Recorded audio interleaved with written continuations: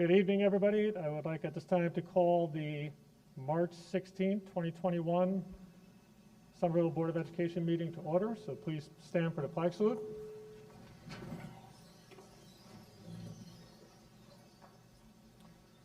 I pledge allegiance to the flag of the United States of America and to the republic for which it stands, one nation, under God, indivisible, with liberty and justice for all. Mr. Boyce, can you do a roll, please?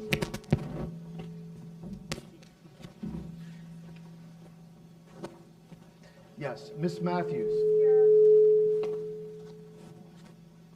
Mr. Carlson. Here. Mrs. Olson. Here. Mr. Puntillo. Here. Dr. Sadin. Here. Mr. Jess. Here. Mr. Sergio. Present. Mrs. Van Horn. Here. Mr. Kimmick. Here. Mrs. Fabrizi. Here.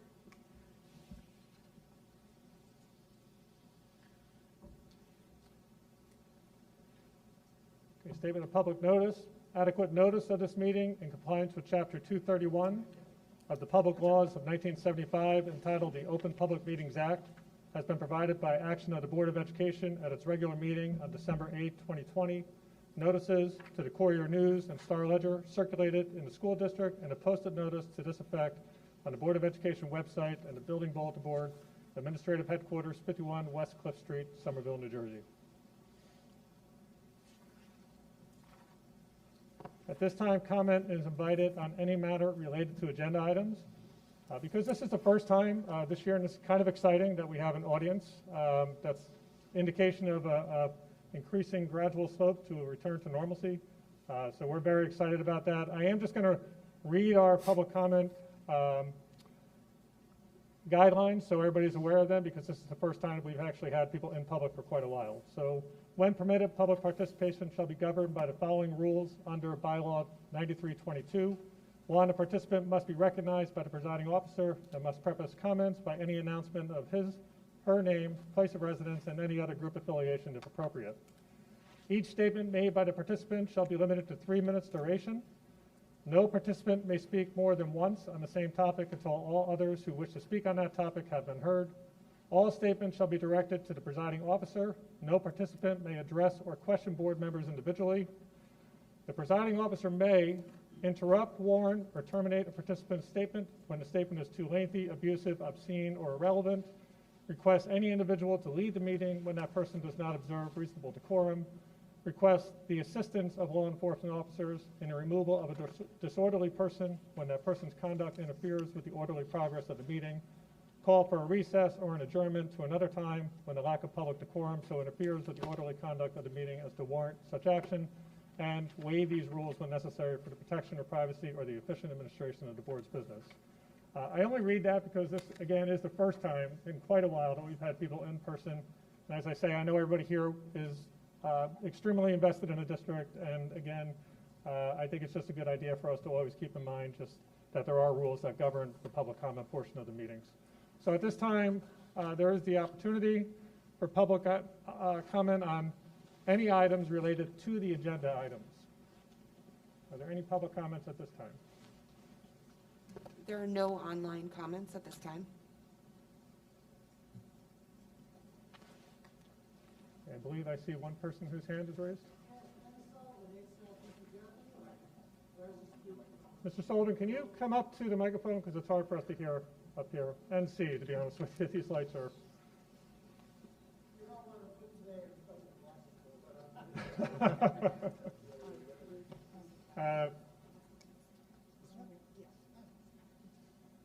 Thank you, Mr. Thank you, Mr. Sullivan. Dennis Sullivan, 8 South Richards Avenue, Somerville. I speak tonight as a parent and community member only. I see on your agenda you're accepting the resignation of Sharon Swartz, the teacher of the handicapped.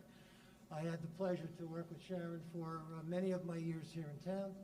A tremendous educator, an even better person. Big shoes to fill. I wish her well, and I wish the board good luck in the search for her replacement. Thank you. Thank you, Mr. Sullivan. Okay, any other public comments? Can I have a motion to close public comment? Move it. Second? Second. So Mr. Jess and Mr. Puntillo. Any discussion? All in favor? Aye. All opposed? Abstentions? Okay, so moved. Okay, at this time, approval of the minutes. Resolved that the Board of Education approve the minutes of the Board of Education meeting as follows. February 9, 2021, the regular meeting. Is there a second? Second. Ms. Van Horn, any discussion? Mr. Boyski, do a roll. Yes. Ms. Matthews? Yes. Mr. Carlson? Yes. Mrs. Olson? Yes. Mr. Puntillo? Yes. Dr. Sadin? Yes. Mr. Jess? Yes. Mr. Sergio? Yes. Mrs. Van Horn? Yes. Mr. Kimmick? Yes. Mrs. Fabrizi? Yes. Okay, Board President's report. I just have a few remarks that I'd like to make. As I mentioned already, it's great to see people in the audience. And again, that idea that there's just been a great deal of good news on the vaccine front in recent weeks. And as we enter the spring months, we are very hopeful that this will support a gradual return to increased normalcy in schools and within our broader community. It is important to realize that we are still managing and supporting our programming within a pandemic and all the operating guidelines that accompany this. I want to thank the families and the students and the staff and the teachers and the administration, all the stakeholders involved within the community for the continued efforts to provide the best possible programming to the Somerville students under given conditions. I also want to take note of a certain agenda item.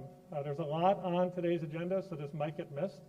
And on the agenda is the acceptance of a donation of 243 books from a drive coordinated by 2 high school students. And I may not say their names correctly, so I apologize to them in advance if I do not say them exactly as correct. So Miguel Aguirre and Joseph Ritchie. Somebody will correct me if that's not correct, I'm sure. I know that there are many altruistic efforts that are made by members of the student body to support various causes. I point to this particular one because it might be missed in this very full agenda, and I think it exemplifies the efforts of so many of our students and members of our broader school community. In addition, I just want to note that the high school play occurred this weekend. I want to thank the staff and the students that made the play possible. I know Mr. Shagil will likely include this in his committee report, but I wanted to note, bless you, that the performance taking place is another example of the many programs that have occurred this year in Somerville that are the result of a great deal of hard work on behalf of the entire school community. I want to thank the administrators and the staff that have made it possible for extracurricular activities to take place this year. It is extremely important that students who participate in these activities and share their talents with us all understand the significant contribution that they make to the school community, especially in a year like this. The opportunity to do something as a member of the community, like enjoy the play, whether you're participating in it or watching it, to watch a sporting event, whether you're participating in it or watching it, or see a service project come to fruition, provides a sense of normalcy, but also a sense of connection and pride for all the members of the community. So again, I want to just thank everybody for their efforts to this point during the school year. And with that, Dr. T, and I turn it over to you. Okay. We're going to start off with our school safety data system report by Melissa McEntee. But before we do, I just want to point out that Mr. Kimmick this time stole some of your thunder, student reps. That was not me, so I just want that duly noted. It's all yours. Thank you. I am here tonight to present this student safety data system reporting period number 1, which encompasses the time period September 1st until December 31st, 2020. I want to thank all of the building level administrators, all of the support staff, all of the child study team members, and guidance counselors, and everyone that we have in the community that made these things possible in trying to make sure that we are supporting our students. So what the purpose of this is that we collect information on violence, vandalism, weapons, and substance abuse, as well as harassment, intimidation, and bullying, and that is reported to the state twice per year.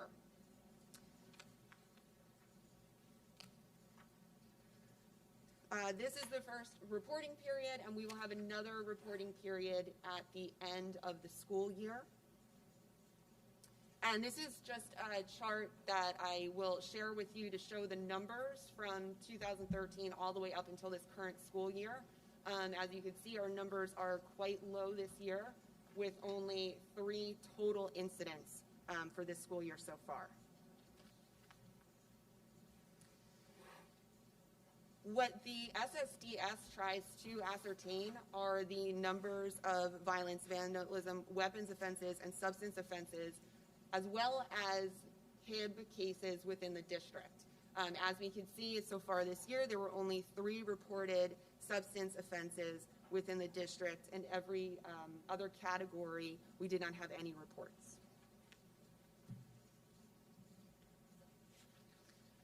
As I said before, due to the efforts of so many individuals within this school community, within all of our school communities, there have been a number of training opportunities for staff, for students, to try to deter acts of harassment, intimidation, and bullying, but also to provide the supports that students need to try to increase their social emotional awareness, including the Second Step curriculum that is been administrated this year from kindergarten through 8th grade.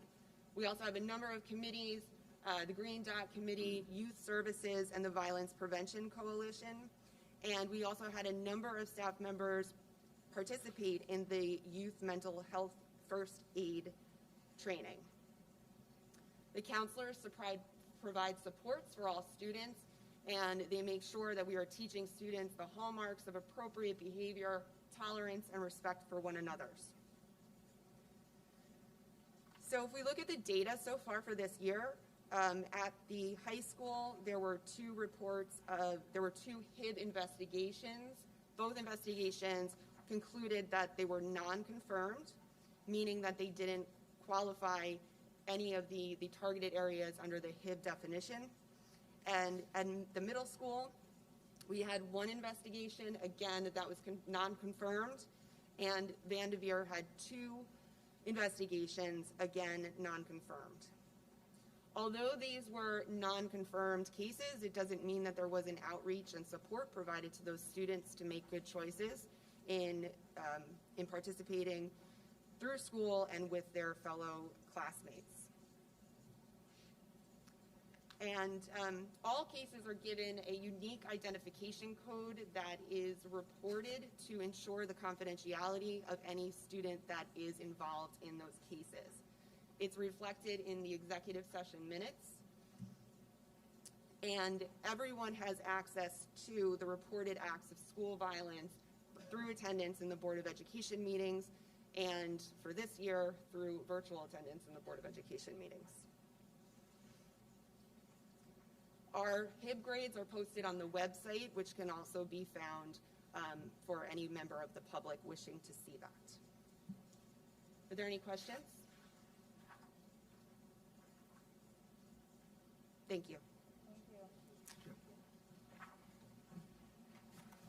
Okay, next. Next, we're going to go on to district highlights. For Vanderveer, grades PS5, the Somerville Bridgewater YMCA had an MLK Day of service. The students created bookmarks with positive messages and were able to listen to VDV teachers Samantha Ackerman and Lindsay Frebert share a story that allowed for discussion on Martin Luther King Jr.'s legacy. Students discussed how they can make their own impact and change in their own community. Families in Somerville and Bridgewater were able to donate new books to the Somerville and Bridgewater schools that highlighted the importance of diversity. Recently, the donated books, which included bookmarks that were made by Somerville and Bridgewater students on the day of service, were distributed to teachers. The Vanderveer teachers and staff are extremely appreciative of the donation. The Vanderveer Evening Learning Academy, also known as VELA, launched on February 23rd, and it is already filled with a variety of learning opportunities for students of all ages and grades K through 5. The lessons are dropped on Tuesday and Thursday evenings beginning at 5 o'clock p.m. So please don't worry if you miss the release times, because all the videos are archived after they stream for the first time. Vanderveer School would like to thank all the teachers, staff members, and administrators who have created their educational videos as part of this unique extended learning experience. Please tune in to watch and learn. You never know who you may see delivering the next entertaining lesson. Read Across America Week and Spirit Week took place from March 1st through March 5th. The current restrictions did not stop the Vanderveer community from celebrating Read Across America, beginning with the adoption of this year's theme, One Nation, Many Stories. Although we were limited to only district personnel as in-person guest readers, we had numerous participants who recorded themselves reading some of their favorite stories that were shared in classrooms throughout the school. Each day, we opened the AM and PM sessions with mystery readers over the public address system for the students to try and identify. The masked reader was a big hit this year and yielded a lot of interesting guesses from the students. We would like to thank everyone who participated in reading, both in person and virtually, as well as supporting the love of reading around Vanderveer School. The students and staff participated in the Spirit Week theme days, including Read My Shirt Day, Superhero Day, Dress as Your Favorite Character Day, Crazy Hair Day, and Wearing the Name of a Person on Your Shirt Day, to show reading takes you to all kinds of places. For Somerville Middle School, Spanish teachers Mrs. Cantatore and Mrs. Santana applied for a grant from the Somerville Education Foundation, SEF, to create a Spanish pocket reference library, which totaled $476. They were informed by the SEF grant committee that the grant was approved. Congratulations to them. SMS language arts teacher Olivia Edelman has been identified and acknowledged as one of the winners of Magic 98.3's Teachers Who Make Magic, class of 2021. Congratulations, Olivia. SMS principal Mr. Benjamin was awarded the 2020 New Jersey Governor's Jefferson Award for his volunteerism and community service as a Special Olympics track and field coach, serving the disabled and disadvantaged students in the Piscataway area. SMS unveiled its brand new Explorations electives and course selection catalog to the Vanderveer and middle school students and families. This new catalog helps guide VDV students in their efforts to transition to middle school while helping to guide and transition our 8th graders into the high school. This catalog is unique in that it provides examples of schedules, graduation requirements at the middle and high school, student work samples from the SMS elective courses, and identifies prerequisites for the many high school programs. The new catalog is well designed.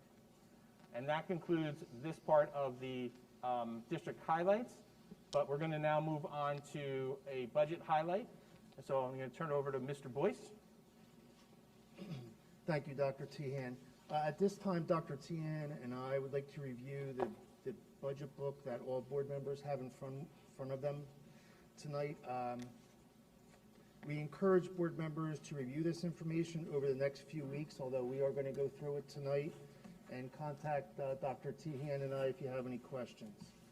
Before I begin, I would be remiss if I didn't publicly thank my secretary for helping me put together this book, who it's a huge effort, and without her, it wouldn't be complete. Okay, so if everyone can turn to page 4, where we have a listing of budget goals. I'm going to spare everybody the reading of all the budget goals. I'll just say this much about them.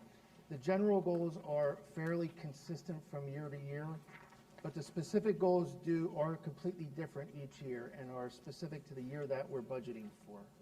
So you can read them at your leisure, and please let us know if you have any questions. No, this is still in the superintendent's report. Okay, moving on to page 5 is a page which summarizes all of the revenues.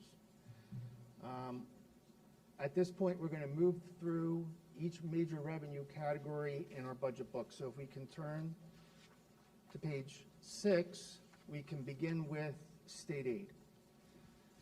State aid is one of the more noteworthy items in the proposed 21-22 budget. The increase in state aid for us for the 21-22 year is $1,029,220. That's a big help to us.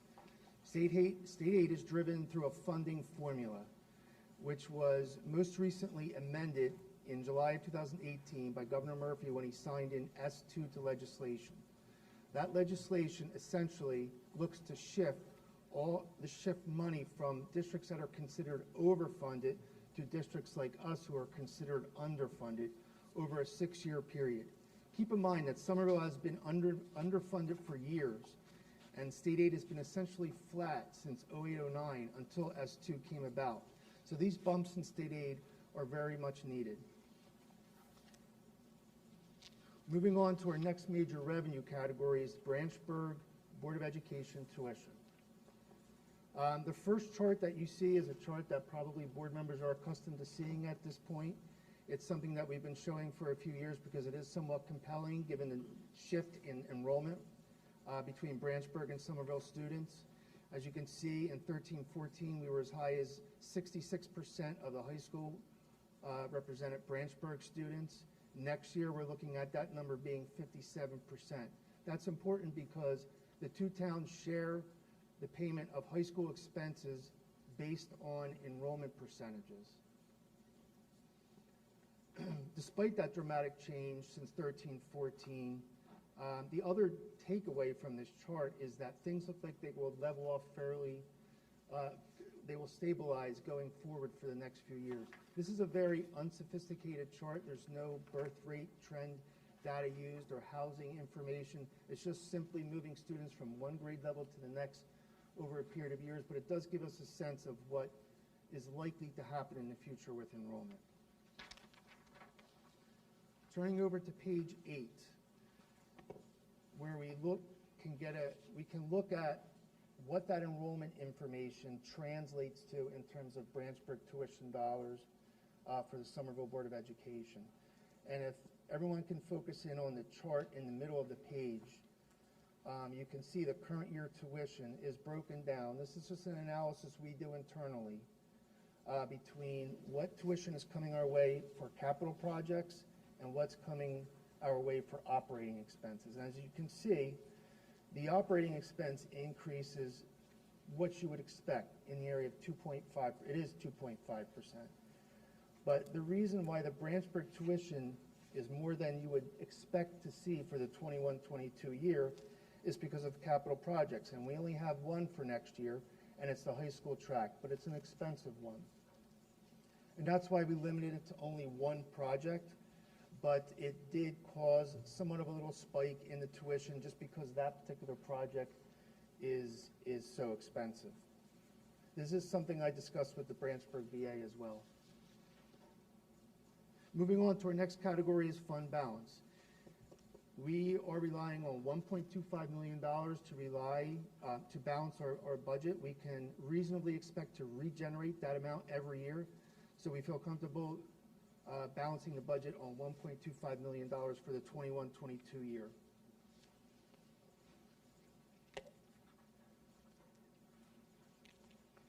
If everyone can turn to page 9, please.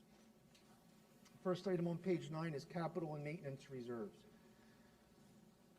When the board is home and reviewing this book, please refer to Appendix 1. You'll see that it's a rolling 5-year capital plan. That's something that we developed in concert with our Director of Buildings and Grounds and the Buildings and Grounds Committee. You can think of the capital reserve as a reserve for taxpayer relief. We plan so that we pay for capital projects with cash, not debt. Next major revenue item is the general fund tax levy. For the 21-22 year, the proposed budget includes a 0.12% decrease in the general fund tax levy.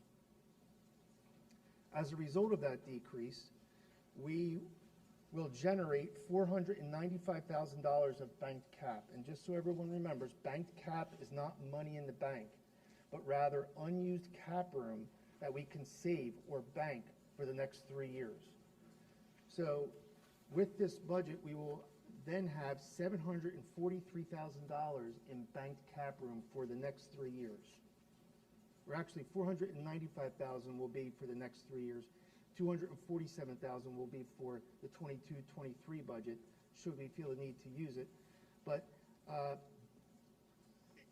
based on Dr. Tehan's and I's philosophy, we don't ever really expect to use bank cap, but it's there in case we need it. Next item is special revenue fund. That's a fund that we use to account for federal and state grants. Nothing too noteworthy in this section of the budget, except that we did see a small decrease in preschool education aid, which is the aid that we use to pay for our general preschool program over at Vanderveer. Moving on to page 10, the debt service fund. Again, nothing all that noteworthy here that's going to change for 21-22. But that chart is important, and it's one we shared with you last year. It hasn't changed. In 2005, we had over $32 million in debt. At the end of the 21-22 year, we'll have $9.2 million in debt. So we have not issued debt since 2005, and that was for the 2004 referendum. If we can make it another 9 years, we will be debt-free. Moving on to page 11, the appropriations. Again, it's a summary of appropriations so that you can look at a fairly quick glance and get a feel for where money is being spent and where it's increasing or decreasing. A more detailed version of this can be found in Appendix 2. So please review at your leisure and let us know if you have any questions. Dr. Tehan. Okay, just so I'm going to go over a general and then each one of the different buildings and then 2 other areas. So real quick, all appropriations reflect our strategic plan, Vision 2025, and the annual goals. All of you know that for the past 6 years, the district has engaged in equity work as part of our last and current strategic plans. Some of the appropriations in this budget are centered on continuing the equity work that has been ongoing. We are using the findings from our equity audit to assist us in guiding our efforts. In conjunction with the equity work, we are focusing on making curricular and instructional improvements anchored in opening up and creating new opportunities for our students, and supporting our staff in growing their understanding of best instructional practices, which ultimately will benefit every student in the classroom. So at Vanderveer, which is also true in the middle school, although our students have benefited from the consistency of in-person instruction 5 days a week and we have been identified as having little to no learning loss, we are very aware that students will come to school next year with some instructional needs. So therefore, for next year, we're going to focus on the following: improving resources, providing targeted supports, providing materials for a wide range of learners, strengthening the approach to literacy, adoption of a new math curriculum, integration of the new social studies standards into our project-based learning model, which was utilized in science, instructional coaching, professional development in math and using the American Reading Company materials and approach, and an improvement to our INRS efforts. At Somerville Middle School, we are working to better prepare our students for their futures. We will be continuing to focus on academic growth through a focus on collaboration and problem solving. So therefore, for next year, the things that we're going to focus on are continuation of coaching in math and science, equity coaching involving learning strategies and culturally responsive teaching, increasing student cognitive demands and independent work, implementation of the new social studies standards, focus on civics, implementation of the new math program, a culminating 8th grade capstone experience, and increased access to culturally relevant texts. At Somerville High School, there's a focus on increasing student flexibility in scheduling, leading to an increase in course offerings, opening up of new learning opportunities, and improving student choice. So therefore, for next year, we're going to be focusing on offering a freshman seminar course where financial literacy will be an integral part, along with a focus on project-based and service-minded learning.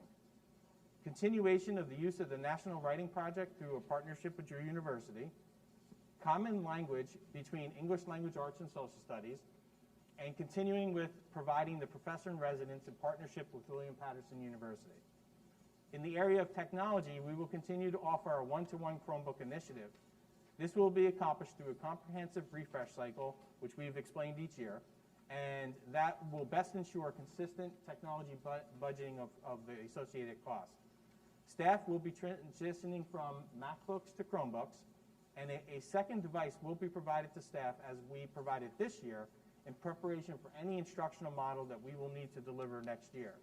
However, if the second devices are not needed, they will be repurposed for students. In the area of special services, we continue to strive to provide students with the best placement for their educational and social emotional needs. So we continue to work closely with all of our out-of-district providers to monitor and support our students toward the goal of developing skills to the point where students are able to return to their home school. Back to you, Mr. Boyce. Thank you, Dr. Tehan. The final area of appropriations that we will go over tonight is capital improvements. And as you can see from page 18, we have 3 major, or 3 capital projects slated for the 21-22 budget: a Vanderveer storage building, because we are completely out of storage area at Vanderveer. We have several roof sections that we're replacing, including a rooftop HVAC unit on one of those roof sections at Vanderveer School, and the high school track replacement I referred to earlier. In Appendix 4 in your book, you'll see a roof survey condition report, which is the report that was done a few years ago, but we are working since that time to replace all the roof sections over a 6-7 year period that were all upcoming in need of replacement. So we were moving through those roof section replacements over the past few years, including this year, and we'll continue to do that for the 21-22 school year. Finally, there is a $125,000 deposit to capital reserve designated for the purpose of replacement of turf fields. Since we now have 3 turf fields, we have to be diligent about socking away money so that when those fields reach the end of their useful life, which is about 10 to 12 years, we will have the money to replace them. It's already happened once on the main football field that we just replaced, I think, 2 years ago. Moving on to page 19 is a chart on enrollment. And as you can see, we're looking at a small increase in enrollment for Vanderveer and looks like a small decrease at the middle school. Overall, fairly stable for next year. Page 20 is just so the board members has a sense of the self-contained special education programs and the enrollments in those programs in the district. We do a very good job of keeping our students in-house if those programs can properly educate those children. And we also, because of the reputation of our programs, have been able to attract students from neighboring school districts, which results in extra revenue for us when that happens. Page 21 is just a point of interest for board members to note the what's happened in enrollment since the start of the pandemic. We don't normally see shifts or attrition like this. Never seen it in my time here. We don't think it's going to be permanent. We think it'll bounce back a little bit. Certainly the homeschool students we think will return, but it's something we're keeping a close eye on to make sure that if adjustments need to be made as a result of those enrollment shifts, that we will make them.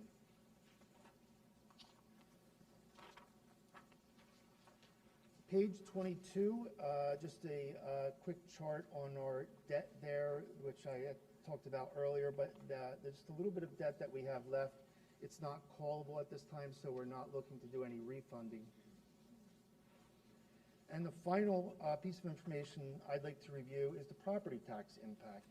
And as you can see from the chart there, based on the proposed 21-22 budget, the school tax levy would increase 1.46% for the 21 calendar year. That combined with a 0.84 decrease in ratables would result in a tax rate of 2.157 per $100 of assessed valuation, or a 2.32% increase in the school tax rate. There are 2 other pieces of information which we'll look at in the public hearing. One's on per pupil spending, but we'll look at that in closer detail April 27th, and also some information on historical information on ratables. Before I conclude, I would just like Dr. Tehan and I would like to thank the Finance Committee for their input and their feedback, which is a very valuable piece of guidance as we move through the budget building process. And that does conclude district highlights. Okay, thank you, Mr. Boyce. And just again, thank you for all of your work. I know this is one of these things that, in this very unusual year, still needs to be done and done well. And you know, I think everybody would join me in saying that we're very impressed with the way that you organize information for us and allow us to access it. So thank you for your efforts there. Okay, moving on for board president appointments. There's no action required on this, but this is, again, just to make the public aware and the board to formalize this. We are creating an ad hoc equity committee. As Dr. Tien said, there is a lot of great work that has taken place over the years around equity. We feel it's important that the board actually have a formal committee that really builds our capacity as board members to engage in the equity discussions and really just have a committee that is focused on that very, very large issue of equity. So thank you again to Mr. Shagil and Ms. Matthews for starting us off with that. And again, this will be a committee that will meet a few times this year, and then hopefully we'll be able to formalize that moving forward. So, okay. So moving on to item 10, report of board items and committee reports. It's the best part of the night, so we have our student board member report. You've been very patient, so thank you for sticking with us here. So Kara and Amanda, turn it over to you. All right, looking at an academic view, AP exams will be held in person this year with the traditional paper pencil. If an issue comes up with any student and they have to be virtual, College Board did make a digital exam, but the student needs administration approval first. These will be administered May 3rd through the 17th. Final exams are also canceled for the second year in a row due to just virtual issues and creating two different exams with the A and B cohorts. SATs were held this past Saturday. Students filled out a COVID form beforehand, and it was from Somerville High School and neighboring high schools as well. And this came with like space classrooms, a very limited capacity in the classes, and it worked out really well. Looking at extracurriculars, startup of in-person meetings are coming, especially with Art Club. They started about 2 weeks ago, in-person meetings. And then students are also creating new clubs as well and more social interaction with a chess club. With the winter coming to an end and startup of spring sports, looks like track and lacrosse and baseball is starting spring break. And it's looking like a normal season, so returning back to that normalcy is looking good right now. All right, and I'm also happy to report that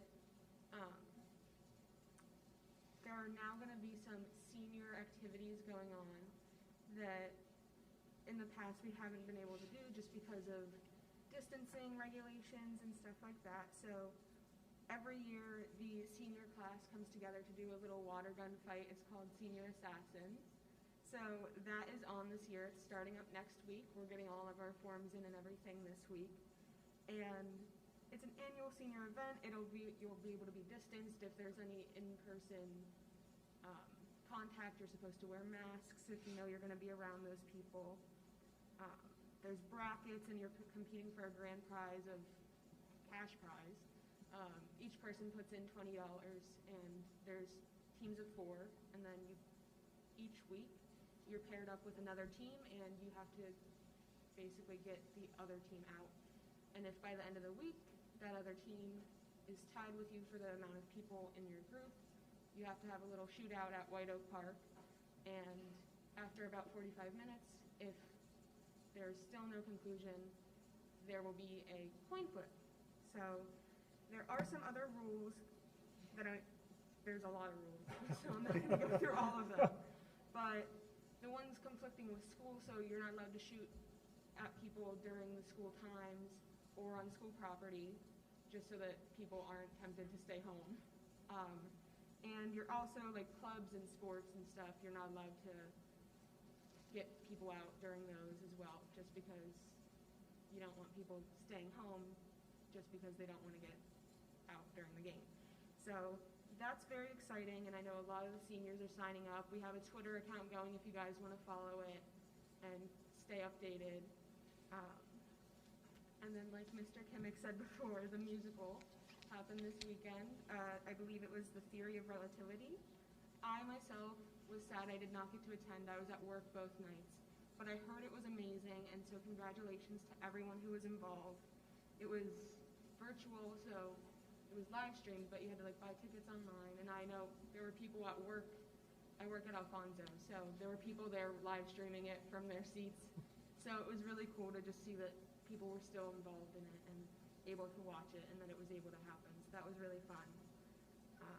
Senior Award Night is still happening. The students will be in person, and it will be live streamed for all families. That'll happen on June 2nd. And prom is happening, hopefully, as of right now. we have 2 dates set aside, one in May on the 21st for the seniors and one in June on the 4th for the juniors. And hopefully those dates will stick, but if they don't, we do have backup plans set in place to hopefully have some sort of event for at least the seniors and hopefully for the juniors too. And then also at the end of this month, Showcase of the Arts will still be happening even though it can't be in person. On March 18th, this Thursday, there will be a slideshow put out at 6:30 to show all the visual arts, so that'll be from like art classes and any just like handheld portraits, pictures, paintings. And that'll be given out on the 18th, and then the performances will be on the 25th at 7 o'clock. And that'll be virtual as well. I believe live streamed. And Kara, may I say fingers crossed for all the events that, Yes, fingers crossed, knock on wood. Kara, do you have the hashtag for following that on Twitter, or is it just the high school's hashtag? I believe it's SHS Senior Assassins 2021, or like 21, if I believe that, it's like an account that, it's a student-run account, so I believe Anika, Hannah Tabriety, Becca Wasserman, they run that account, and they post, like, as soon as a new team is created or hands in their forms, they announce who that team is and what their team name is, so. Okay, thank you. Can you just confirm it in the, Yes, I will. Okay, any other questions or comments? My mic on? I have that problem at work. I'm muting myself all the time. Thank you for that report. I'm very energized by just listening to the kinds of things that are going to be happening because, that was something, as you know, last year couldn't happen for students. And I think it's something for you all to look forward to. You can feel just the excitement that kind of builds with that. And, I wish you well with your team. You too with senior It's very assessment. exciting that, like, we're actually going to be able to get out and, like, have some sort of interaction as a whole grade, so. So lots of reasons to be optimistic, so thank you for sharing that. Okay, all right. So we'll give you the opportunity now if you want to duck off the left side of the stage. You're welcome to do that, but thank you for hanging in there with us, and thank you for that report. Have a great night, great okay? report. All right. Okay, moving on to finance. Mr. Carlson. Yes, a motion to approve that items 1 through 7 be moved upon the recommendation of the superintendent of schools. Item number 1, the board secretary's financial reports. Item number 2, the acceptance of monthly reports. Item number 3, the payroll. Item number 4, the bills list for Vanderveer and Somerville Middle School. Item number 5, line item transfers within the budget. Number 6, non-public school security aid program. And number 7, the 2021 preschool education aid. Okay, is there a second? second. Ms. Van Horn, any discussion? Ms. Boyce, could you do a roll, please? Yes, Ms. Matthews. Yes. Mr. Carlson. Yes. Mrs. Olson. Mr. Puntillo. Yes. Dr. Sadin. Yes. Mr. Jess. Yes. Mr. Sergio. Yes. Mrs. Van Horn. Yes. Mr. Kimmick. Yes. And a motion to approve the items number 8 through 15 on the agenda be moved upon the recommendation of the superintendent of schools. Number 8 would be the bills list. Number 9 would be Somerville High School tuition rate. Number 10, the tuition contract between the Branchburg Board of Education and Somerville Board of Education. Number 11, change order in the kitchen upgrades. Item number 12, the approval of the tentative school district budget for 2021-2022. Just want to reiterate, this is a tentative approval. We're not actually acting on the actual budget. Item number 13 would be the disposal of obsolete materials. Item number 14 is the Chromebook purchase under the NASPO master agreement. And item number 15 is field trips. Second. Yep. Any discussion? Okay, Mr. Boyce, can you do a roll, please? Yes, Ms. Matthews. Yes. Mr. Carlson. Yes. Mrs. Olson. Mr. Puntillo. Yes. Dr. Sadin. Yes. Mr. Jess. Yes. Mr. Sergio. Yes. Mrs. Van Horn. Yes. Mr. Kimmick. Yes. Mrs. Fabrizi. Yes. right, thank you, Mr. Carlson. Moving on to curriculum, Ms. Van Horn. Curriculum Committee last met on February 3rd. We discussed the title program and the Vanderveer Learning Academy. Both programs began in February. Each building planned activities to promote a celebration for Black History Month. The curriculum department asked for teachers to submit student work to display on the website for all to see. We discussed the Seal of Biliteracy results. This year we have 39 students graduating with the honor.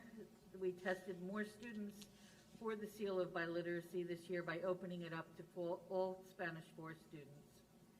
All curriculum is shifting to a new platform to make sure we can change the standards appropriately and to make it easier to access.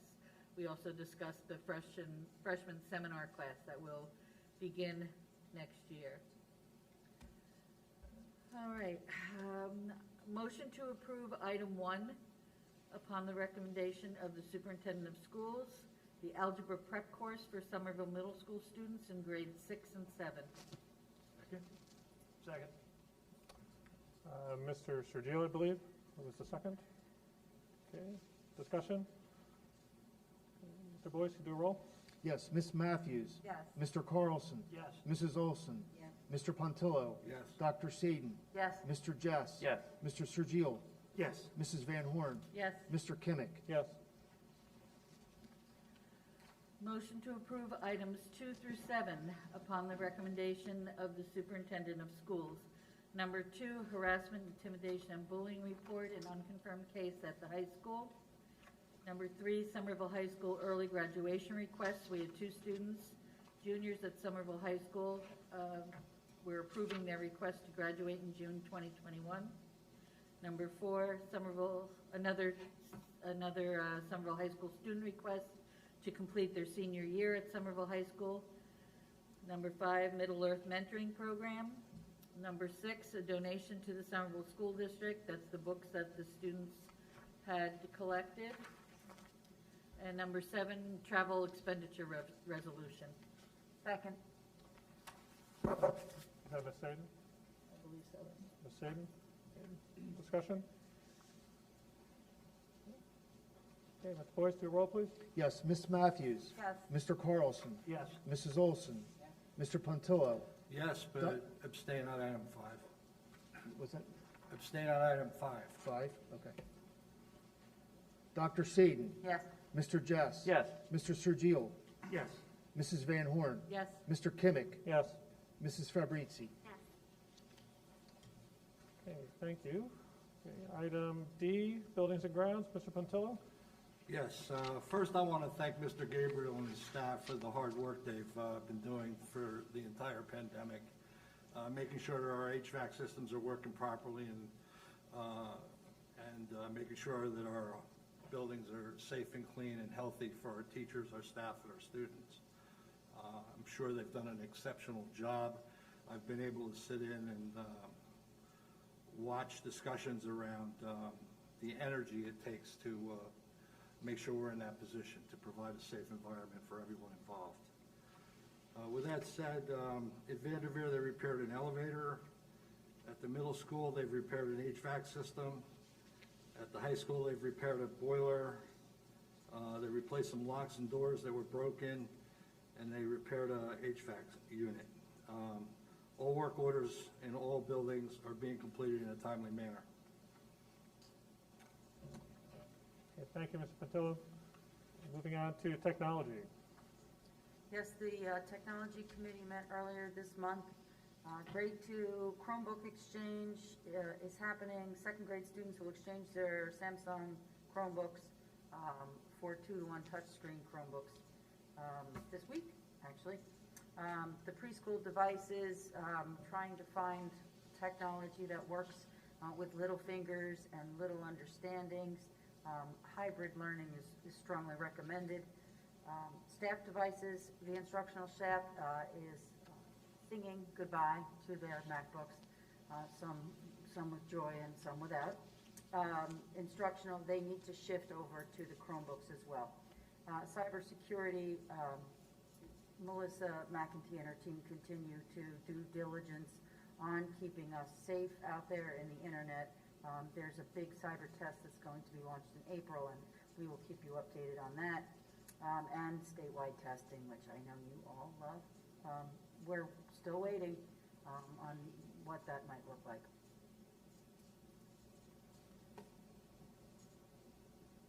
Okay, thank you, Ms. Saden. Moving on to Mr. Trujillo and the Athletics and Student Activities Report. Yes, thank you, Mr. President, Madam Vice President.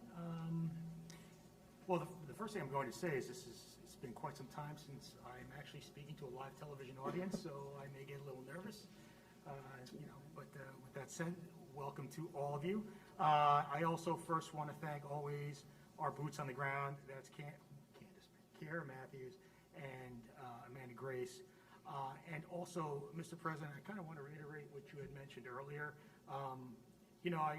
When I joined the board, I joined with a passion for building character education, and that's through athletics and activities, all those things that are outside the nucleus of curriculum. And, obviously, I'm equally proud of this district and what it has done.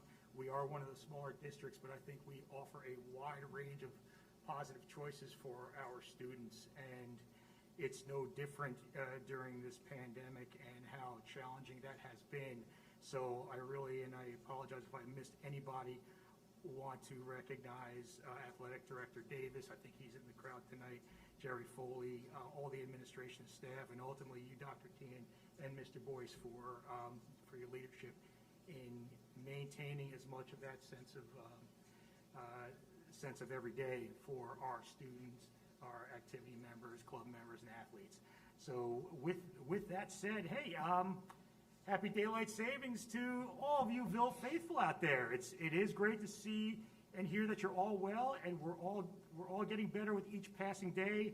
We get closer and closer to the sound of birds chirping, flowers growing, grass is getting green, and that means springtime, right? So we are talking about baseball, track and field, softball, golf, all starting next month, and I'm looking forward to reporting on that. But because of the slight little shift, we're going to talk about winter season part 2, okay? That is wrestling that will be kicking off. There was supposed to be a match yesterday, or tomorrow, I'm sorry, against Voorhees, but that has been postponed. But swimming got off to a good start, and we are looking forward to hearing about senior swimmers Lizzie Loniak, Carly Maroney, Lauren Opalski, Thomas Sarles, Kevin Walsh, and the rest of the boys and girls swimmers. Best of luck this season. I'm going to start to recap winter season part 1. Okay, you must give it up for the Ville boys of the courts. They lost a close game to Del Val 51-47, but let's face it, they had 5 guys on the roster that day, no subs. They took it as far as they could, and that is just insane how well they played. So cheers to Kyle Rowland and Matt Lauber by also making the Scotland Conference in points. Not to mention, they also both made the conference list for 3-pointers as well. They know how to shoot the rock all right. Hats off to their 6-5 season, 5-2 in the conference. Here's the seniors, Austin Saziak, Kyle Rowland, and Matt Grombo for career and season well played. Okay, women's hoops. Their season came down to the final game at Voorhees. But hey, listen, after a shaky start, they made a charge and ended their season in fashion. They were 5-4 in the Scotland Conference. Okay. There are some super stats that we need to note as well. Megan Pedrani, okay, I mentioned shooting the rock. She reached 1,000 points for her career, standing right now at 1,050. Okay, she also had 31 3-pointers and 261 points and 29 assists this season while only playing half the games than last season. Okay, it's a no-brainer that she, along with Maddie Shire, led the conference in points. Janiyah Mills made the top 10 in rebounds, and let's give a shout-out to Emily, Kolodziej, for being top 10 in the conference for saying no with the blocks. Megan and Maddie are also your friendly neighborhood burglars with 52 and 51 steals, respectively. To the girls and seniors, Justine Smith, Janiyah Mills, and Olivia Warman, I want to say the same thing. Cheers to a career and a season well played. I'm going to shift gears for a little bit, and I'm going to talk about hockey. Okay, after years of disappointment, the Bernards Somerville Middlesex hockey team hit pay dirt. The move to the Charlotte Division granted the triple threat their first winning record since the 2012-2013 season and their first championship. okay? Ever thanks to the Ville's own Aiden the Annihilator Gallagher and the Frosh duo Dylan and Ryan Leonard, who scored the icer in the last 24 seconds of regulation to lift the inaugural cup for the squad over the 4-seed Newton Lenape. Okay, as those final seconds were taken away, Ryan made a precision pass from the far edge of the right circle to his brother Dylan, who was wide open in the slot for a beautiful top shelf goal. Okay, and hey, I'm going to talk about music. Let's not forget about the Showcase of the Arts, production happening later this month on March 25th. Mr. Krapansky and Ms. Gorzinski will put on a show that will fill you with the spirit of music, and you will not be disappointed. But also mentioned by Kiara, the visual showcase will be this Thursday, the 18th. Okay, now we're going to talk about the Robotics Club. Okay, the robotics team continues to work hard and completed the modifications necessary to complete their robot for the virtual challenges. They're currently filming the robot in action and submitting their videos. The team's also begun preparing for various award submissions and presentations that will be scheduled via virtual conference calls in the coming weeks. One of these awards is a famous Dean's List Award, which is awarded to a sophomore or junior on the team that best exemplifies the values of the FIRST program in their everyday life. And this year, the team they can nominate up to 2 students every year. This year, the team has nominated Andrew Daly, a junior on the team. He will be preparing for an interview with the judges from FIRST, also taking place in the coming weeks. Andrew, fantastic job. Keep on rolling. Okay. Naturally, also sponsorships with the Robotics Club are a large part of supporting such a complex organization. And the Gearheads have been maintaining excellent relationships with sponsors such as, say, Siemens and Johnson & Johnson. The team created a short video that was presented to the employees at J&J for their engineering showcase. The student director of operations, Emily Vogel, was a speaker and panelist during that event, and they are looking to share that video amongst the other sponsors to say thank you very much, and this is what your generous donations are doing for the Ville community. So I also just want to pass along Tyler Kazar, representative of the FIRST program and robotics committee. He wanted to say to the Board of Education that the FIRST program wants to thank each and every one of the Board of Education and administration for their continued support. And as President Kimmick mentioned, let's talk about what just happened this weekend, the theory of relativity. Okay, now I imagine everyone was tuned into this weekend's performance. That was aired on YouTube. No doubt these interesting times call for creative measures for everyone, and that also applied to Kristen Fitzgibbon, Tyler Kazar, Matt Krapansky, Ms. Gorzinski, and Devin Mazick to create a production that was sincerely off the charts. It was so creative, in my opinion, that you would never know they were working with such a minimal set.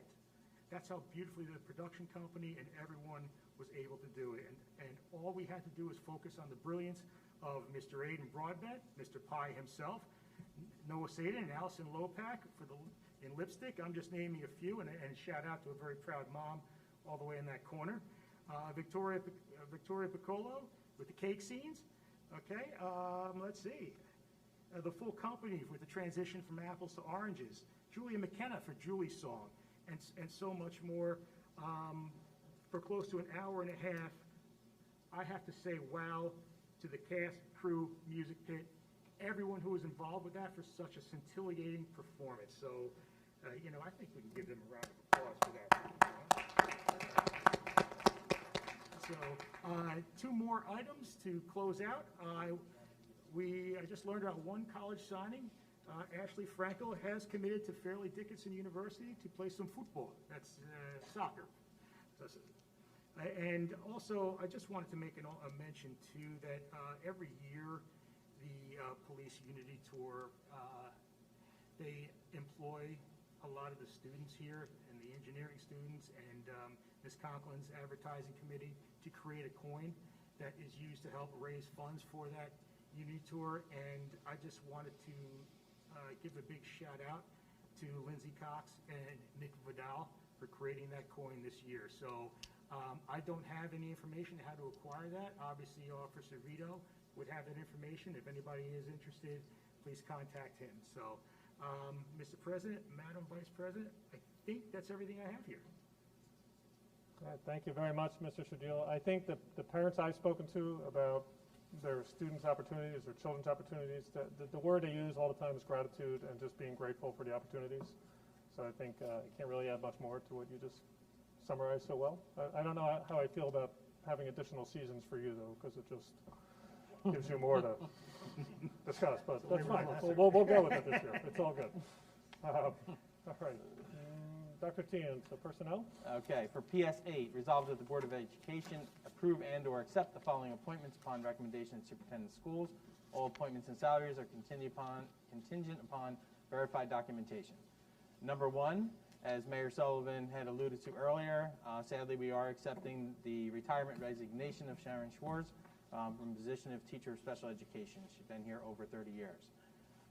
Number 2, to approve paid maternity leave of absence for Nashua Badawi, guidance counselor at the middle school. Number 3, to approve an extension to the unpaid child care leave of absence for Heather Duda. Number 4, to approve an extension to the leave replacement position of occupational therapist for Juliette Passanti. Number 5, to approve a paid medical leave of absence for Joseph D'Alessandro. Number 6, to approve the appointment of the listed individuals to the position of teacher for the algebra prep course at Somerville Middle School. Number 7, to approve the appointment of Amanda Duckworth to write curriculum for social studies in kindergarten. Number 8, to approve the listed individuals to write social studies curriculum for grade 1. Number 9, to approve the listed individuals to write social studies curriculum for grade 2. 10, to approve Carissa Estrella to write social studies curriculum for grade 3. Number 11, to approve the listed individuals to write social studies curriculum for grade 4. And it keeps on going. So number 12 is to approve the appointment of Angela Flacker to write curriculum for social studies for grade 5. Number 13, approve John Gruser to write curriculum for social studies for grade 6. And number 14, to approve the 2 listed individuals to write social studies curriculum for grade 7. And number 15, to approve Sarah Booth to write social studies curriculum for grade 8. Number 16, to approve the additional stipend for Lindsay Frederick for the Vela Academy. Number 17, to approve an additional 3 hours each for the Vanderveer Elementary School Muzzy program for the listed individuals. Number 18, to approve the unpaid child care leave of absence for Isaiah Davenport. Number 19, to approve the appointment of the listed individuals to create CARES-funded interactive videos for Vela. And that's it. Okay, we have a motion.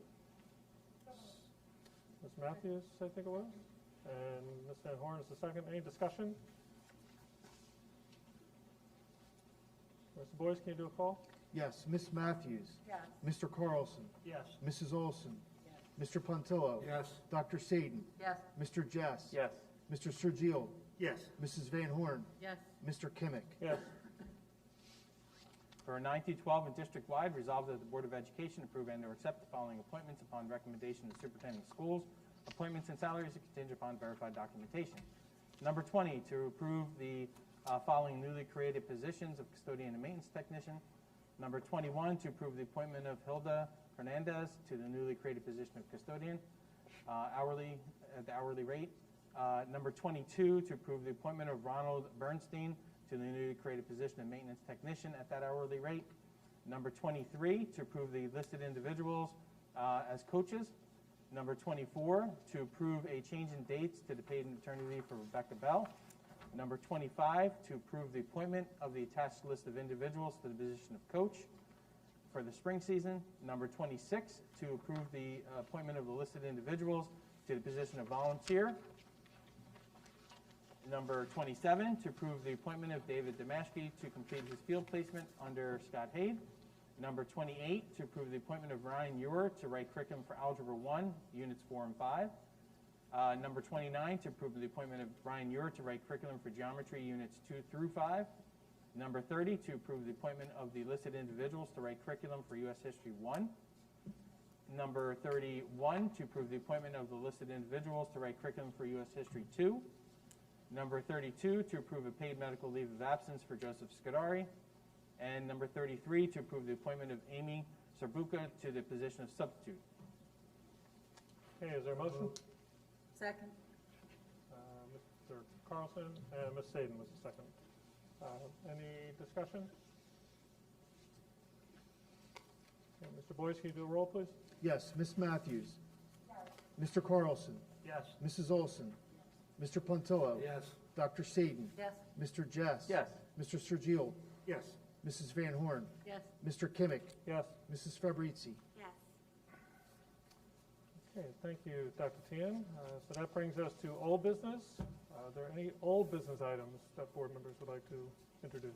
Yeah, I would just like to echo what everybody has said about the amazing performance of the theory of relativity. I can't thank Karen, Devin, Kyler, and team for not only working within the constraints of the difficulties of trying to sing and dance and stay 6 feet apart, but what that team gave the kids, the hope, the belief in the future, the content of the play gave them an opportunity to connect. And I have to say that while I know there is a lot of loss in the pandemic, there have been some backdoor gifts, if you will, as well. And one of those is that grandparents from around the country and the world saw the play. And people, friends of ours who moved to Florida, were thrilled because one of the things they were going to miss was being able to see Noah's senior performance. So I hope that it's something that we consider going forward, even though hopefully next year there will not be any distance restraints, because I think that it levels the playing field for so many that way. Second, a personal thank you to Sharon Swartz and the start that she gave my son. The foundation that she gave him is priceless, and I know that she gave a number of really excellent years to Somerville and the little babies who came to join her class. So Sharon, go well into your next chapter, and thank you for your time for our students. Okay, thank you very much, Ms. Saden. Any other old business items? We have a motion to close old business. Second? That was, who was that, Ms. Fabrizi, or Ms. Matthews was motion, and Mr. Sedillo, you were second. All in favor? Aye. All opposed? Abstention? Okay, so moved. Okay, new business. Any new business items? Ms. Matthews? I just wanted to mention that it is rec sport season also, so if, it's time to register if you haven't registered already. And also, as everybody is gaining a little normalcy out there, traffic is picking up on the roads. Don't forget we have a lot of kids walking to school, and just please be cautious and aware, especially as kids start moving out into the parks and playgrounds and rec fields. And that's all I have. Okay. If I may add to that, you bring up a really good point, and I know Mayor Sullivan's in the audience. I do drop my son off every day at the front, and I always make sure I give the lifeguard a wave, and I just want to commend her for the job that she's doing. Thank you, Mr. Sedillo. Ms. Matthews, anybody else? Okay, we have a motion to close new business. So moved. That was Mr. Carlson, a second. Second. Ms. Van Horn. Okay. All in favor? Okay, item 14, we are now at the point of a hearing of the public regarding agenda items and non-agenda items. Okay.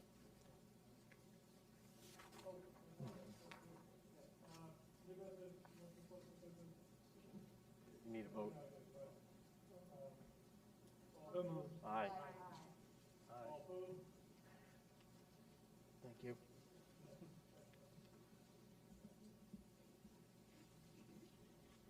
Okay, now, item 14.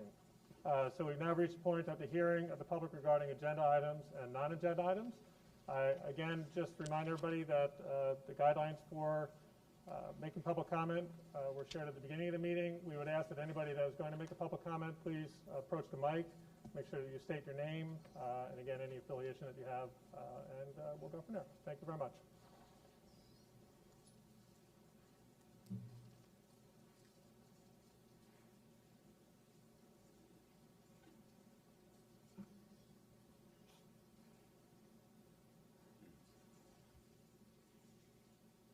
Good evening, everybody. Pat Frayne, 201 Scobie Lane in Somerset, New Jersey, President of the Somerville Education Association and representative of the Somerville Education Association. Before I start my spiel, I just want to look around and say, I'm looking at $3 million in salaries. On I'm not saying you don't work hard, but I'm just saying it's everything done. It's pretty cool. Okay, so, as a representative of the Somerville Education Association, I'm here to tonight formally inform the board that earlier this month, the Somerville Education Association members passed a resolution which declares they hold no confidence in Dr. Tehan. As you know, the policies of the Somerville Board of Education, the laws and the regulations of the New Jersey Department of Education and collective bargaining agreement clearly express the intent to build a thriving and academically challenging community through shared governance of actions and support of stakeholders. However, through these actions over the last several years, Dr. Tehan has violated the intent and the spirit of the contract, state law, and our board's governing documents. In arriving at this decision, Somerville Education members consider the following. Dr. Tehan's failure to create a safe environment to protect the students and staff from the impact of the coronavirus, Dr. Tehan and his administrations to refuse to be transparent about the COVID cases in the district, nor implement a system to track these cases, or a minimal system to track these cases, I should say. Minimal contact tracing at best, and very little contact with the community to let them know when there has been issues. Dr. Tehan's district reopening plan failed to enforce social distancing as students travel around the campus, nor provide evidence that the building's ventilation systems will protect the staff and students from the spread of COVID-19. Dr. Tehan ignores state and federal guidance on which leaves employees are permitted to take for quarantining. Dr. Tehan's disregard for the staff's medically necessary or personal accommodations as permitted under federal guidelines. Dr. Tehan's authorized expenditure of nearly $14,000 to purchase facial recognition software without bargaining the impact with the association. Dr. Tehan violates the collective bargaining agreement by urging staff to work outside negotiated work hours, excuse me. Dr. Tehan dismissed 3 health and physical education teachers, resulting in online classes of more than 400 students in the middle of the pandemic. Dr. Tehan continues to repeatedly violate the collective bargaining agreement, which has resulted in at last 13 grievances being filed against the district, 5 of them heading to an arbitration, as well as 2 lawsuits. Dr. Tehan's actions resulted in unnecessary legal expenses, more than $131,000 paid just for 2 cases to defend these 2 actions, as well as thousands of other dollars in tax dollars, and payouts for other cases. Dr. Tehan repeatedly threatened or retaliated against Somerville Education Association executive board members during his tenure, resulting in at least 2 unfair labor practices, as well as separate affirmative action charges filed against him. Dr. Tehan created an administrative position, unnecessarily increasing the district's budget while claiming funds are unavailable for staff needs. And under Dr. Tehan's tenure, labor management relationships have continued to decline, resulting in unnecessary protracted bargaining as he fails to recognize our rights under the collective bargaining agreement. Our schools, students, and staff deserve to be a part of a district that follows the best practices, adheres to the laws and statutes of governing our public schools, and more notably, needs a superintendent that shares those sentiments. We hope the Board of Education feels the same way and look forward to working with you on these issues. Dr. Tehan, this is just business, nothing personal, and I just want to say that we can still work this out, please. Let's talk about these things, right? Let's do something about this. Let's make this the district it can be and should be and was at one time. Thank you very much. And Sharon Schwartz, congratulations to you. You deserve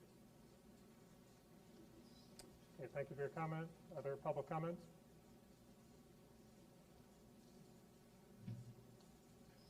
There are several public comments that we have that came in online. Let me start by reading them. Dan Epstein of 1140 Route 22 Bridgewater writes, "My name is Dan Epstein. I am an elementary special education teacher in Franklin Township and president of the Somerset County Education Association, proudly representing more than 7,000 public school educators across 21 local associations, including the Somerville Education Association. In my capacity as SCEA president, I am blessed to have a wide field of vision. I am able to glimpse into every school district in the county. Needless to say, the pandemic has created immense challenges for everyone, but the way our members, our students, and our communities have risen to these challenges is simply inspiring. Each district has forged its own path forward over the past year, but the districts in which the school board, administration, and local association collaborate as a problem-solving team are those that shine the brightest. In theory, all stakeholders should have the same goal: to create the highest quality learning environment for the students, which is of course predicated on safety and respect as much as pedagogy. It's evident that antagonistic relationships are unproductive at best. There are more collaborative models out there which have produced outstanding results for everyone involved, leading to thriving school communities. I applaud the Somerville Education Association for standing up for their students, themselves, and all of Somerville. I encourage this Board of Education to think carefully about its next actions for the best interests of the school district. There is a better way. Thank you. The second comment we have is from Steve Beatty, 2019 Arbor Way. Will be speaking at the BOE meeting. I am reading these in verbatim, so excuse me, I'm going to go forward. Helena Strzynski, 816 Starview Way, writes, I just wanted to congratulate the middle school's Educators of the Year, Aubrey Dominski and Joy Cleveland. They are both talented and dedicated educators who contributed so much to the middle school.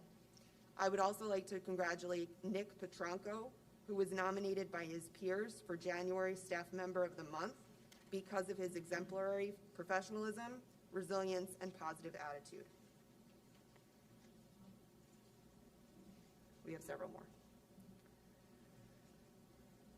Steve Beatty, 2091 Arbor Way, writes, good evening, my name is Steve Beatty. I am a high school teacher in the Bridgewater-Raritan School District. I am also the proud Secretary-Treasurer and Vice President-elect of the New Jersey Education Association. Throughout my 25-year career, I've had the opportunity to wear many hats within all levels of the union, local president, Somerset County president, and now an officer in the statewide organization. And through it all, I can tell you that there is one common element when it comes to successful schools: a positive, cooperative approach to labor management relations. As the vote of no confidence indicates, there are many issues here in Somerville which need immediate attention. It's clear that district staff are hurting, and it's equally clear that your administration needs to be reminded of its duty to uphold the rights of its employees, as well as to create a workplace climate that is free from fear and intimidation. And while the Somerville Education Association leadership is deeply bound to protect the rights of its members and to act when they are violated, I know they are equally dedicated to building strong collaborative relationships with this board and administration for the sake of students and the profession. That's why I'd like to encourage you to join the Collaborative School Leadership Initiative founded by the Rutgers School of Labor and Management. This initiative has been a game changer for many districts throughout the state, and for good reason.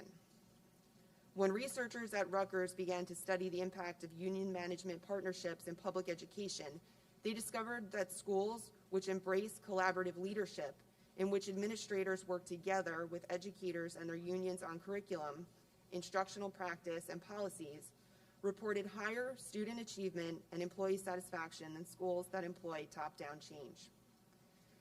At NJEA, we practice what we preach. In addition to urging our local associations to explore this initiative within their districts, we belong to the New Jersey Labor Management Collaborative, which is a coalition of educational stakeholder groups, including the New Jersey School Boards Association, the New Jersey Association of School Administrators, and the New Jersey Principals and Supervisors Association, when we engage in constant dialogue about ways to work together.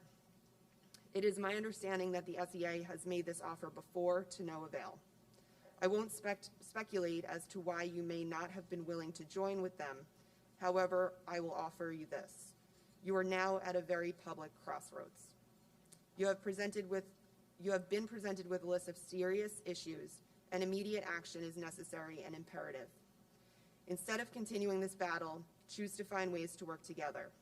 Joining the Collaborative School Leadership Initiative is the first step to rebuild the fractured relationships in Somerville. Thank you.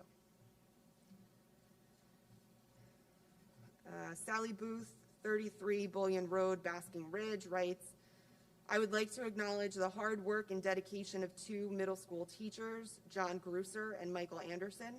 They have worked tirelessly all year on creating engaging and thoughtful social studies lesson plans for virtual and in-person learners alike.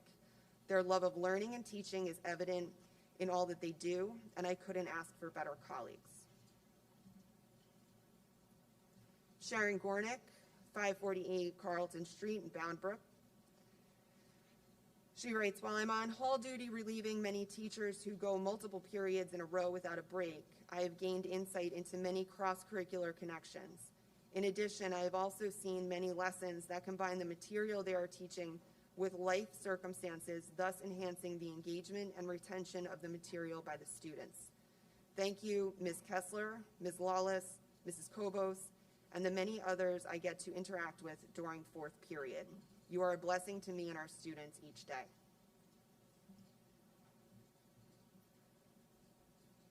Freddie Shaker, 102 Hibernia Way, Freehold, writes, I would like to recognize and congratulate Olivia Edelman at SMS and Salvina Salento at BDV for being named as part of the 2021 class of Teachers Who Make Magic. This is a great honor for these fantastic educators, and our community is lucky to have them as part of the staff. That is the final comment that we have received online this evening. Okay, thank you very much for your efforts in reading those so well. Thank you. Are there other in-person people from the audience that would like to make a comment?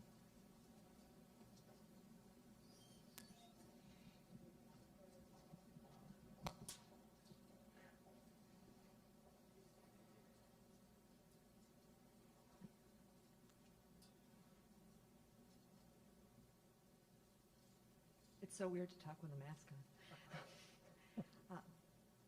Good evening. My name is Melissa Steger, 6 Pony Lane, Flemington, New Jersey. I'm here tonight as a member of the administrative team at Somerville School District, and we would like to read a brief statement. We, the administration team of Somerville Public Schools, are here tonight to express our support of our superintendent, Dr. Timothy Tehan.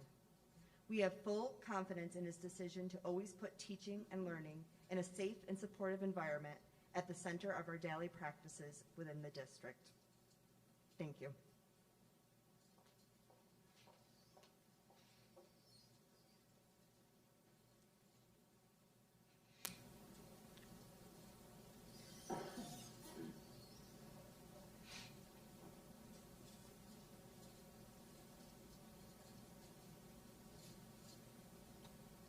Are there any other individuals who would like to make a public comment?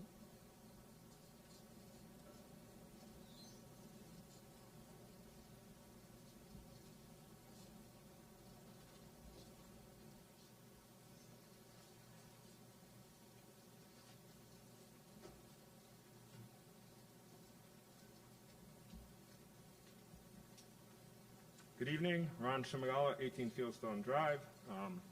This is the first I'm hearing of some sort of conflict or question here, but I'm a parent of 2 children in the district and a scientist that works in the pharmaceutical industry in oncology and oncolytic vaccines.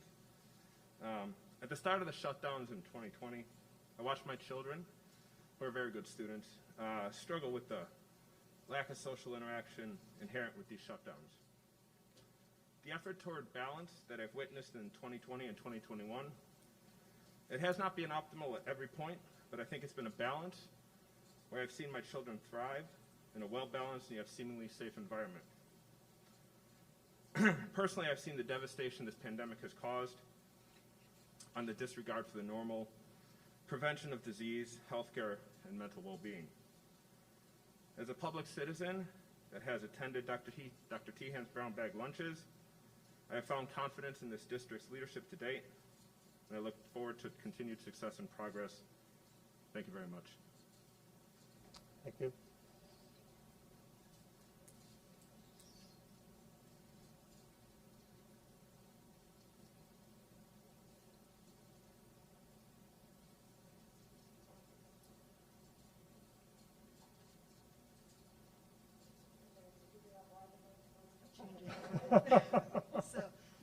Jennifer Adamak, 15 Fieldstone Drive in Somerville. I'm a Somerville resident of 22 years. My daughter has come up through the Somerville schools and is currently a sophomore in the high school. like Ron said, you know, I watched her in the spring really struggle, being out of school, you know, going from a great student who loved school, you know, to not being engaged, and I was pretty worried about what was going to happen in the fall. I thought that the plan that came out was really well thought out. I thought it balanced the needs of everyone. And really, you know, as a parent, we all had to decide whether we thought it was safe to send our kids. I thought that all of the measures that were put in place did create that safety. And I appreciate the leadership of Dr. Tehan and the board, you know, to put that together and to implement it with the administration. I don't want my comments to be misconstrued as not supporting the teachers or not appreciating the fact that they're the ones that execute the plan every day. They do. And I've actually told Dr. Tehan I'm one of the frequent visitors to his monthly lunches. You know, and Mr. Foley, you know, my experience right now is with the high school, but the teachers have put in an enormous amount of effort to make it successful, to transition to hybrid learning, to redo lesson plans and make them work. I'm incredibly appreciative of what they've done every day and the care that they show to all of the students to make it successful. But I'm very grateful to be in this district where we have hybrid every other day in the high school. I'm happy to not have to protest like in some other towns where they've been virtual this whole time. And I appreciate the leadership that's gone into making that happen. I will end with, completely outside of the pandemic, I'm really thankful for the leadership that Dr. Tehan shows in moving towards, you know, and forward in our district.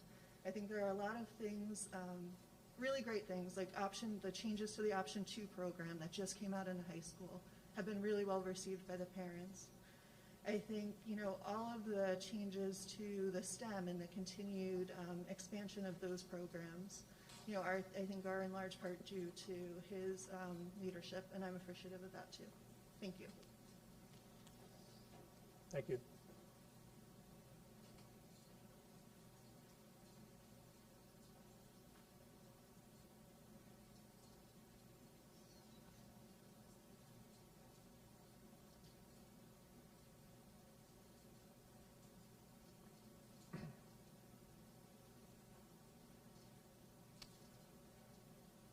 Okay, it looks like that there are no other public comments to be made at this time. There's nothing else on the feed? That's correct. We don't have any other comments. Okay, can we have a motion to close public comment? Mr. Jess was the first. Second. Ms. Matthews was second.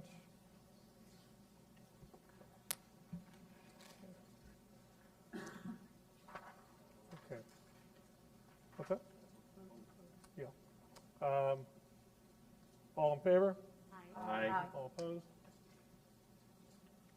Abstentions?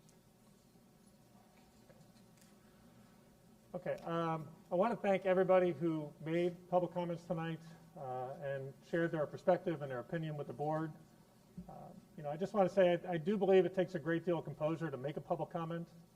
The comment is often a result of a topic that one is personally passionate about. Whatever that position, and making a public comment in a respectful manner, to me, can be an act of courage for many people. So I want to thank everybody for handling themselves in the way that they did, making those comments.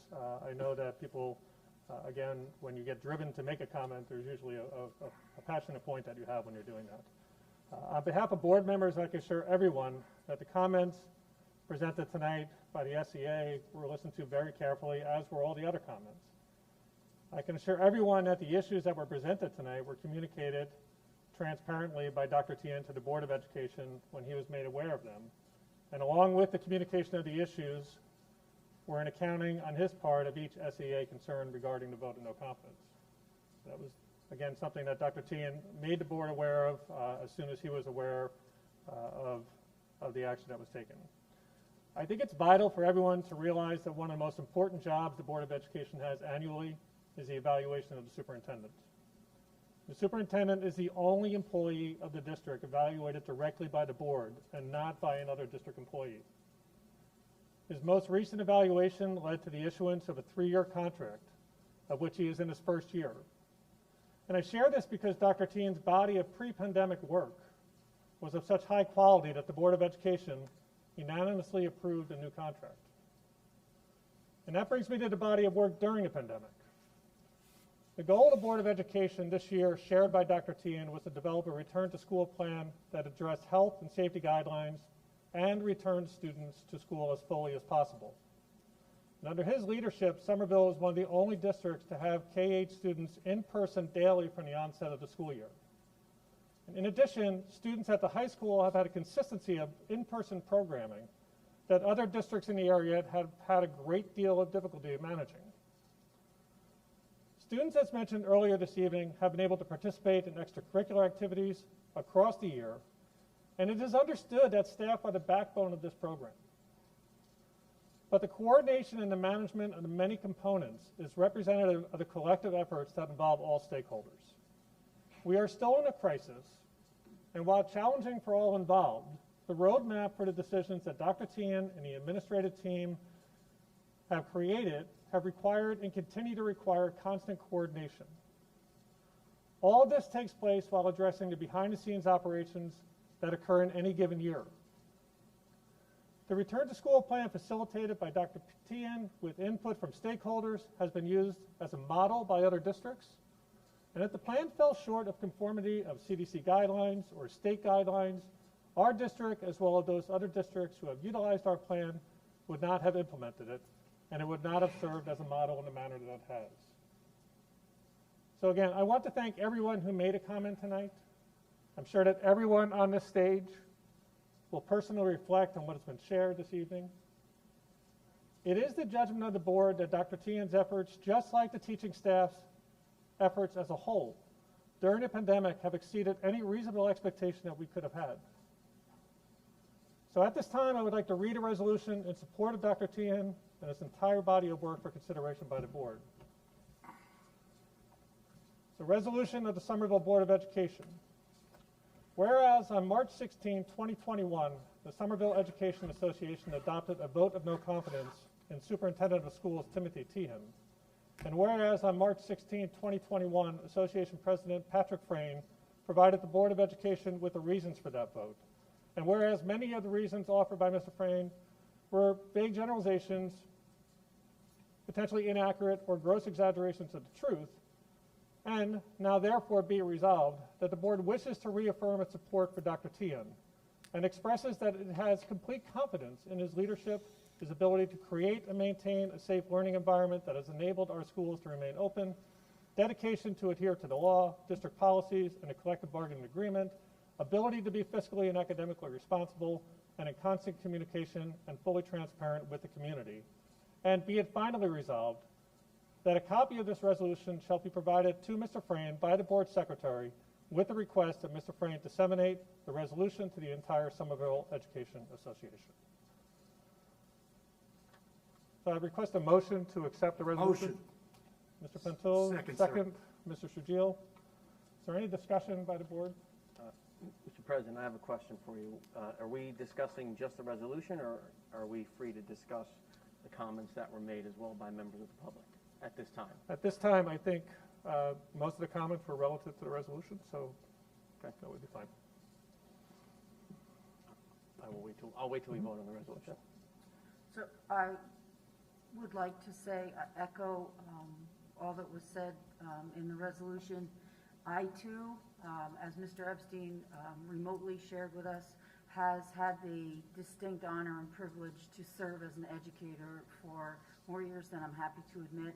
I was a card-carrying member of the New Jersey Education Association for over 25 years. I now have the opportunity to work not only with Somerville's Board of Education, but Somerset County's Board of Education, and I am an advisor to the National School Board, specifically their negotiations committee. I have had the honor of being the negotiations chair as an educator for the NJEA for 10 different contracts. I have seen despicable behavior on both sides, and I have seen some glorious acts of courage, bravery, and commitment on both sides in my work. I cannot stress strongly enough for the public to understand that I believe that the majority of the dedicated and caring educators in this district do not and are not represented by its current president. The current president has issued this claim based on a small percentage of staff members that make up the full association, and it's important that the public understand that not every teacher who works here agrees with the vote of no confidence. I would also like to say, again, in my national role as a consultant, that Education Weekly, which is a national publication, was working dedicatedly for a school leader to hold up as a model for all of the other school leaders who were struggling, who have had more sleepless nights than they can count, trying to keep the children and the teachers safe. And Dr. Teahan's flow chart, which is a thing of beauty to behold, was shared with Education Week, and they were so overwhelmed with the quality that not only followed education best practices, but all of the recommendations set out by the CDC and our state's governor, that they came and they interviewed not only Dr. Teahan, who in his typical self was not interested in doing it alone, so he brought in Dr. Tanya McDonald to also share the spotlight with her and her work that's been done to keep all of our students safe. He is a national model of crisis management leadership. That is not just something I believe, but something that others who are seeking advice, not only in the state, because many superintendents, particularly those in the county, have followed Dr. Teahan's lead. But I had a conversation with a superintendent in Orange County, New York, who had heard of Dr. Teahan yesterday and said that without Ed Week's report and without Dr. Teahan's willingness to share, because I also say, by the way, all the time, why don't you call Dr. Teahan, that I can tell you I'm out there. I'm out there working with school districts who are struggling just like we have been with the losses and the gains and the fears. So I can tell you with great certainty that I support Dr. Teahan. I support the administrators in this district.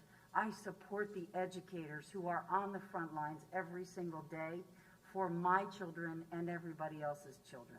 Thank you very much for your time. Thank you, Ms. Hayden. Any other comments? I just want to simply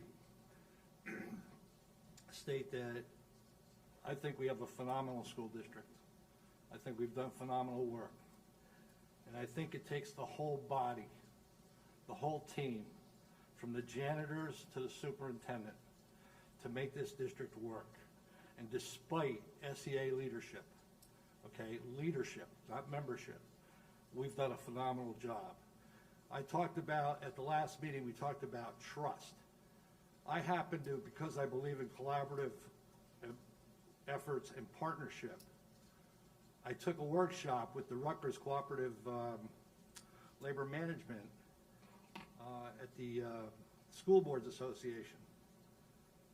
And the one key element that kept getting repeated over and over is respect, responsibility, and trust. And we have a real problem with SEA leadership in that regard.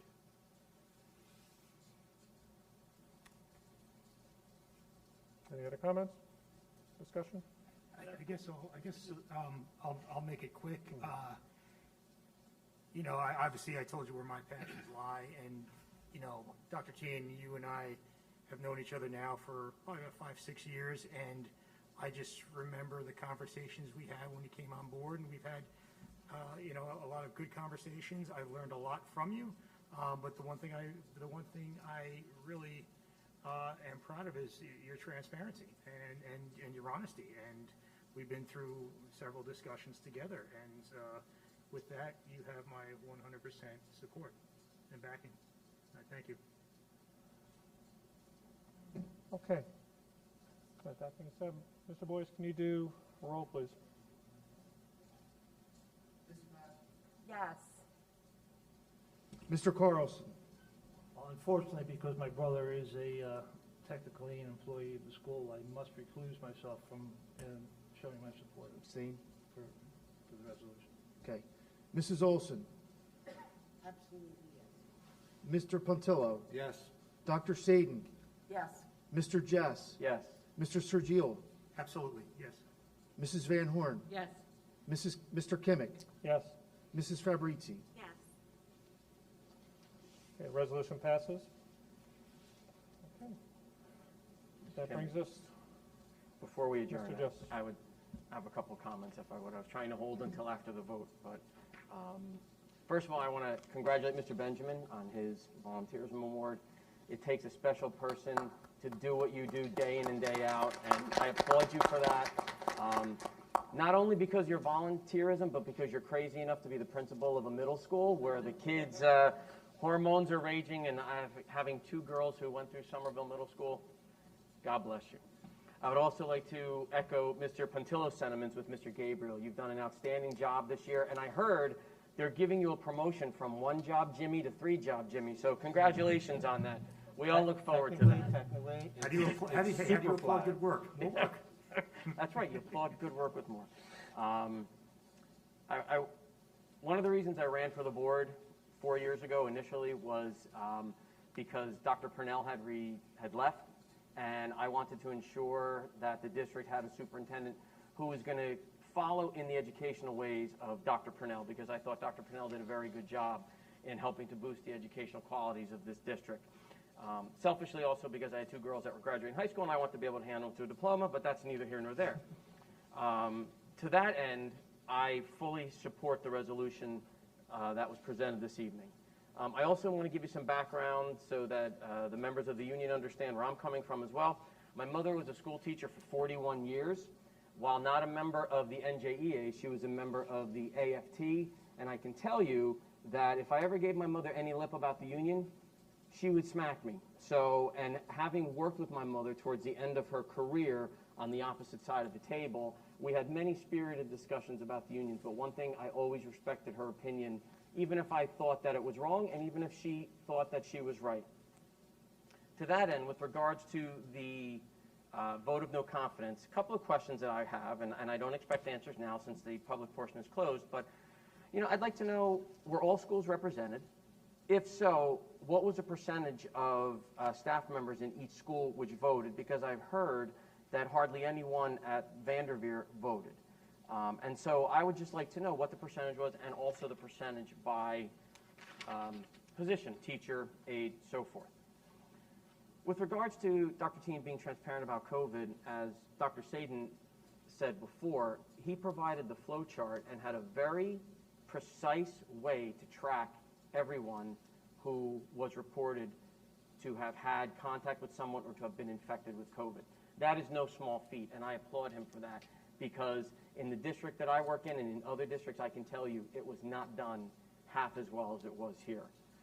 To Mr. Kimmick's point, with the plan that was issued, there are many districts, not only within this county, but as also Dr. Sadin stated, throughout the state that use it. And when I go to conferences, whether virtual or in person, I talk to people, they're always like, "You're from Somerville, right?" To which I reply proudly, "Yes, I am." Why? And they say, "Because we want you to know that we're following your superintendent's plan because it's outstanding." If Dr. Tien were to ignore state and federal guidance, especially state, I'm sure the NJDOE or the Office of OFAC, which is the Office of Fiscal Accountability and Compliance, would be breathing down his neck or Mr. Boyce's neck to understand what is going on and to ask for specifics as to why things have been violated. To my knowledge, none of that has happened. With regards to the $14,000 purchase of facial recognition software without bargaining the impact, bargaining the impact is not necessary. It's not part of your contract. Dr. Tien perhaps could have had a conversation to explain it, but it's not necessary for it to be bargained. So let us not think that it is. With regards to the 3 physical and health teachers that were not renewed or were let go, this time last year, we had originally been told by the state of New Jersey that we were going to receive $842,383 in additional state aid. All of a sudden, when the pandemic hit, our state aid was cut by $574,685, meaning we were only given an increase of $267,698 when the budget was already built on the $842,000. So, please answer me this. Where are those cuts supposed to come from? It really sucks when you have to cut staff. However, I know that that was not taken lightly. This year, as Mr. Boyce reported earlier, we received $1,029,220. Technically, it's only an increase of $186,837 because the state gave us back the $847 that they took away. So, you know, it's all semantics, but we need to understand the numbers and why certain things happen. Just because you don't like something is no reason to think that everybody is doing something wrong or following a grievance. So I would just ask, all the grievances I believe that we've listened to, I think most of them could have been finalized, could have been settled with a simple conversation. However, with regards to the unfair labor practices, as I think I stated at a previous meeting, one of the unfair labor practices provided by the union was after we, the negotiations committee, had already agreed to a specific point during negotiations of which the union brought to us. And we agreed to it, but then 2 days later, a ULP was filed. So why should we continue to believe anything that's in the grievance or with the ULPs when we have bargained in good faith and that has not come back to us? So, you know, I just want everybody to be aware of that. And with regards to two of the speakers this evening who spoke about we should be free of intimidation and bullying, and they have a wide vision to glimpse of all the districts, I would ask, if you're glimpsing into our district, glimpse on both sides, because not everything is one-sided. And for the free of intimidation and bullying, I would just ask, again, glimpse on both sides, because I constantly hear from staff members that staff members at the middle and the high school are bullied by the union leadership. I'm not saying that is true, because I do not believe that to be true. But I'm saying that is what has been reported to me as a board member and as a parent. So I just think everybody needs to understand where we are, where we're going, and that Dr. Tian, I believe you're doing a hell of a job. And if I didn't, last year when I was board president, I never would have had a discussion with you to extend your contract and speak with the board members on behalf of you for that. So, you know, while we may need to have some better communication, I think you're doing a hell of a job. And those are my comments. Thank you very much, Mr. President. Okay, thank you, Mr. Joseph. Okay, at that point, I think we have reached the point for adjournment. So is there a motion to adjourn? So move, sir. All right, Ms. Van Horn and Mr. Sudil, all in favor? Aye. All opposed? Abstentions? We are adjourned at 7:48. Thank you, everybody.